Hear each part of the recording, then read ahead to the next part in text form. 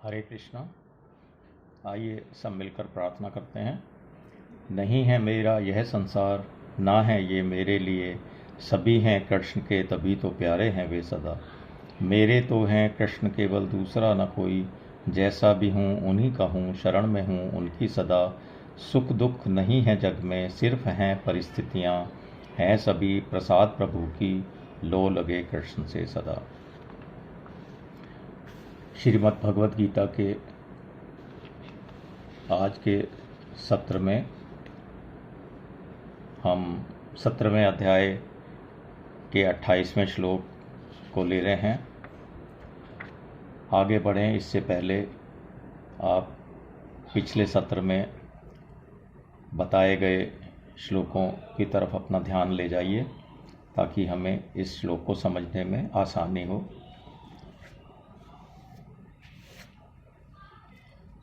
पूर्व श्लोक में आया कि परमात्मा के उद्देश्य से किए गए कर्म सत हो जाते हैं, परंतु परमात्मा के उद्देश्य से रहित जो कर्म किए जाते हैं उनकी कौन सी संज्ञा होती है, इसी बात को भगवान अब 28वें श्लोक में बता रहे हैं।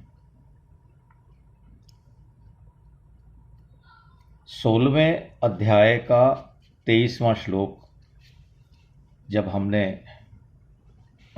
पढ़ा था उस समय मैंने 17वें अध्याय के 28वें श्लोक का रेफरेंस दिया था।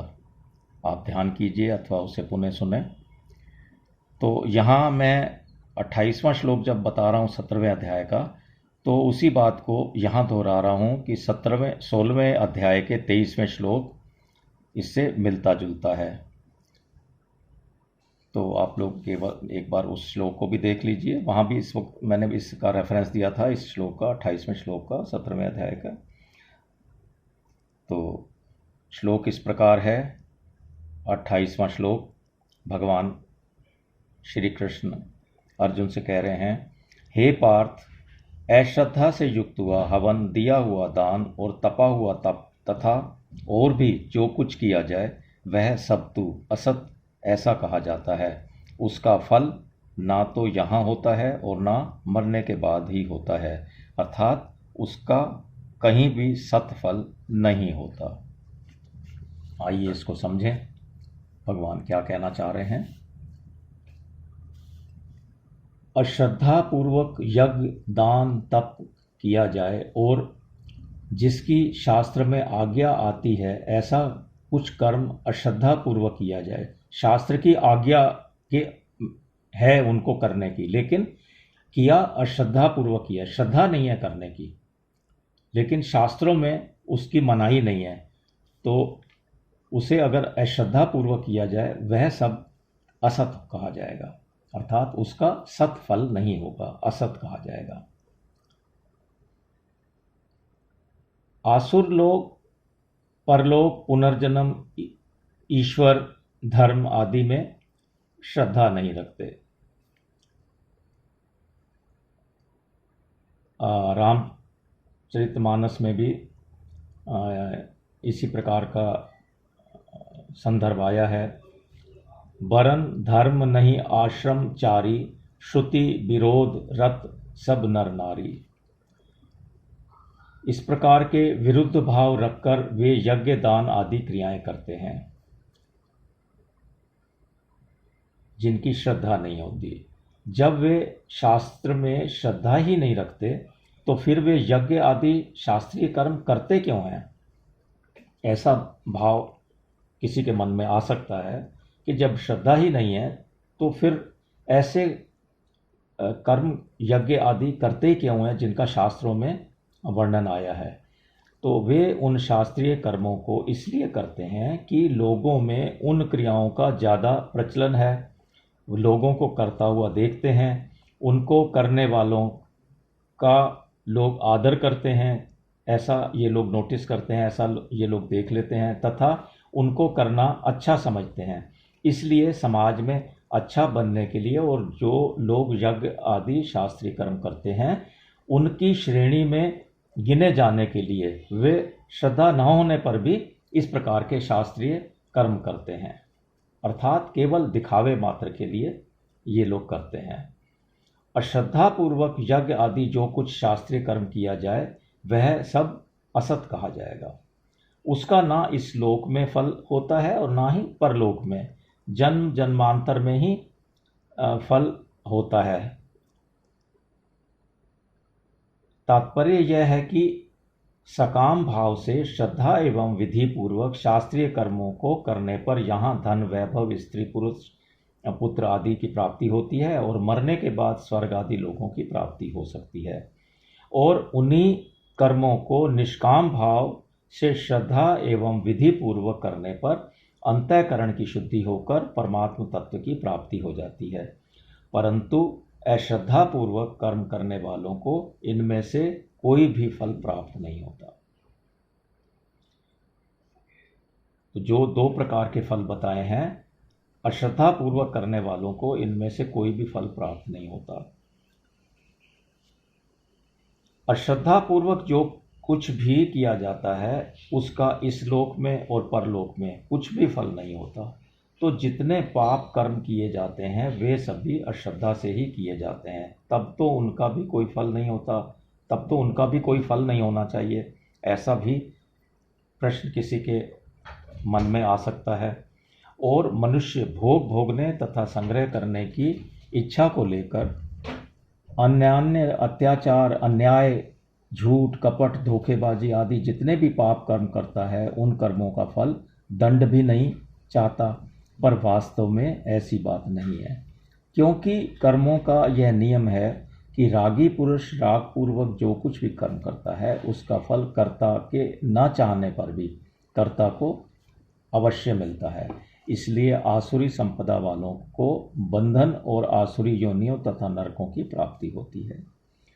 छोटे से छोटा और साधारण से साधारण कर्म भी यदि उस परमात्मा के उद्देश्य से ही निष्काम भाव पूर्वक किया जाए तो वह कर्म सत हो जाता है। कहने का आशय यह है कि परमात्मा की प्राप्ति कराने वाला हो जाता है।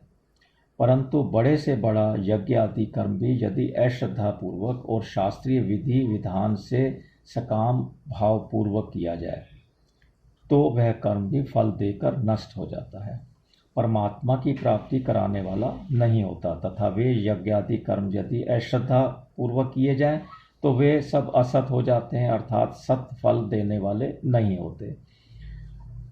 कहने का आशय यह है कि परमात्मा की प्राप्ति में क्रिया की प्रधानता नहीं है, बल्कि श्रद्धा एवं भाव की ही प्रधानता है। सद्भाव, साधु भाव, प्रशस्त कर्म, सत स्थिति और तदर्थीय कर्म, ये पांचों परमात्मा की प्राप्ति कराने वाले होने से सत कर्म कहे जाते हैं। परमात्मा के साथ संबंध जोड़ने वाले होने से इन्हें सत कहा जाता है। अश्रद्धा से किए गए कर्म असत क्यों होते हैं? तो इसका उत्तर इस प्रकार या इसका समाधान इस प्रकार कर सकते हैं हम कि वेदों ने, भगवान ने और शास्त्रों ने कृपा करके मनुष्यों के कल्याण के लिए ही ये शुभ कर्म बताए हैं। पर जो मनुष्य इन तीनों पर अश्रद्धा करके शुभ कर्म करते हैं उनके ये सब कर्म असत हो जाते हैं। पर इन तीनों पर ही की हुई अश्रद्धा के कारण उनको नरक आदि दंड मिलने चाहिए, परंतु उनके कर्म अच्छे होते हैं, शुभ होते हैं, इसलिए उन कर्मों का कोई फल नहीं होता। यही उनके लिए दंड है। अर्थात कर्म तो उन्होंने किया लेकिन उनको दंड नहीं मिला, क्योंकि उन्होंने अच्छे कर्म किए हैं, पर किए हैं अश्रद्धा से। मनुष्य को उचित है कि वह यज्ञ, दान, तप, तीर्थ, व्रत आदि शास्त्र वेद कर्मों को श्रद्धापूर्वक और निष्काम भाव से करे। भगवान ने विशेष कृपा करके मानव शरीर दिया है और इसमें शुभ कर्म करने से अपने को और सब लोगों को लाभ होता है। इसलिए जिससे अभी और परिणाम में सबका हित हो, ऐसे श्रेष्ठ कर्तव्य कर्म श्रद्धापूर्वक और भगवान की प्रसन्नता के लिए करते रहने चाहिए।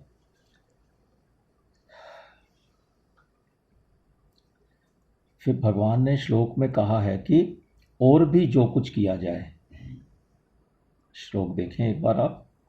भगवान ने कहा है कि और भी जो कुछ किया जाए, यानी कि नाम जप कीर्तन आदि इसमें नहीं आएंगे, क्योंकि उनमें भगवान का संबंध होने से वे कर्म नहीं है बल्कि उपासना है।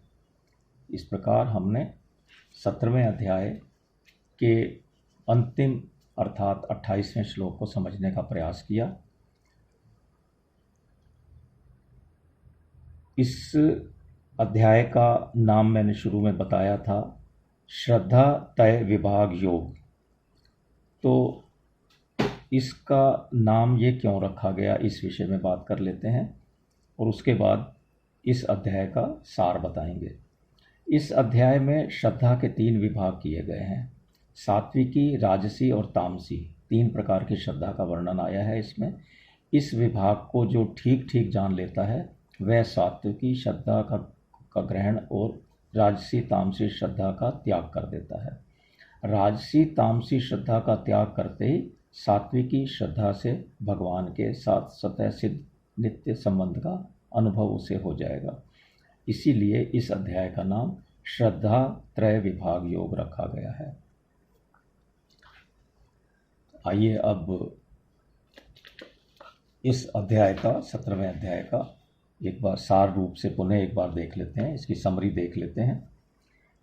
भगवान ने 16वें अध्याय के अंत में 24वें श्लोक 16वें अध्याय के 24वें श्लोक में कहा था कि मनुष्य के लिए क्या कर्तव्य है क्या अकर्तव्य है, इसके लिए उसे शास्त्रों का सहारा लेना चाहिए, न कि अपने मनोधर्म का, अपने मनमाने ढंग से नहीं। शास्त्र जिसको कर्तव्य और अकर्तव्य कहते हैं, ये समझने के लिए उन्हें शास्त्रों का ही सहारा लेना चाहिए। इसलिए अर्जुन ने 17वें अध्याय के पहले श्लोक में जिज्ञासा करते हैं कि मनुष्य यदि श्रद्धापूर्वक पूजन करता है पर शास्त्र विधि का पालन नहीं करता तो फिर उसकी श्रद्धा अथवा निष्ठा कैसी होगी। इसके उत्तर में भगवान कहते हैं मनुष्य की श्रद्धा उसके अंतःकरण के अनुरूप होती है, जैसी उसकी श्रद्धा है वैसी उसकी निष्ठा होगी। तीसरे श्लोक में बताया श्रद्धा 3 प्रकार की होती है, सात्विकी, राजसी और तामसी। इसे दूसरे श्लोक में बताया भगवान ने। फिर चौथे श्लोक में बताया कि सात्विक श्रद्धा वाले भगवान स्वरूप देवों का पूजन करते हैं, राजसी श्रद्धा वाले यक्षों जो धन संग्रह की मुख्यता रखते हैं वो लोग यक्षों का पूजन करते हैं, और जो विनाश आदि में विश्वास रखते हैं वे राक्षसों की पूजा करते हैं, और तामस मनुष्य प्रेतों तथा भूतगणों का पूजन करते हैं। इस बात को चौथे श्लोक में बताया था भगवान ने। फिर 7वें श्लोक में कहा कि श्रद्धा के अनुसार ही मनुष्य का आहार, यज्ञ, तप और दान होते हैं। किस प्रकार का आहार या यज्ञ या तप अथवा दान मनुष्य को प्रिय है, इनसे उनकी निष्ठा का पता लग जाता है। सात्विक, राजस अथवा तामस मनुष्यों के रुचिकर आहार का वर्णन भगवान ने क्रमशः 8वें, 9वें और 10वें श्लोक में किया था। इसी तरह किस प्रकार के यज्ञ, तप, दान किस प्रकार की श्रद्धा वालों को प्रिय हैं, इसका विवेचन भगवान ने 11वें से 22वें श्लोक तक किया। भगवान ने बताया कि तप 3 प्रकार के होते हैं, शरीर संबंधी, वाणी संबंधी और मन संबंधी। तप में क्या होता है इसका वर्णन भगवान कृष्ण ने 14वें से 17वें श्लोक में किया।